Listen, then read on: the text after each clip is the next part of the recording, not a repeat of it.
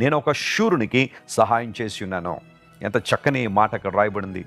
అంత మాత్రం కాకుండా ప్రజల్లోంచి ఏర్పరచబడిన ఒక వ్యక్తిని నేను హెచ్చించాను అని దేవుడు తన ఔన్నత్యాన్ని అక్కడ వెల్లడి చేస్తున్నాడు. ప్రభునందు ప్రియ దేవుని బిడ్డలారా, దేవునికి మన జీవితాలు అప్పగించినప్పుడు, ఆయన వాగ్దానాల మీద మనం అనుకున్నప్పుడు, వాక్య ప్రకారం జీవించడానికి మనం నిర్ణయించుకున్నప్పుడు దేవుడు మన పట్ల కలిగి ఉన్న ప్రణాళికలు ఎంత గొప్పవి అంటే, నంబర్ 1, దేవుడు మనకు సహాయం చేసే దేవుడు ఆయన. Praise the lord.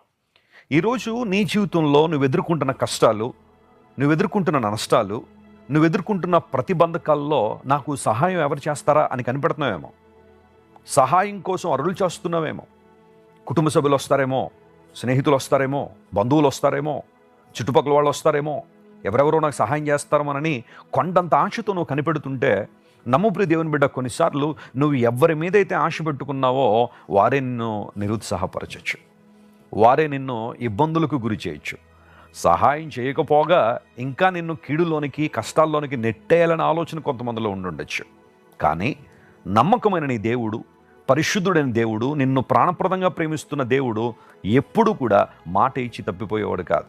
ఆయన సహాయం చేస్తాను అన్నారంటే సహాయం చేస్తాడు ఆయన.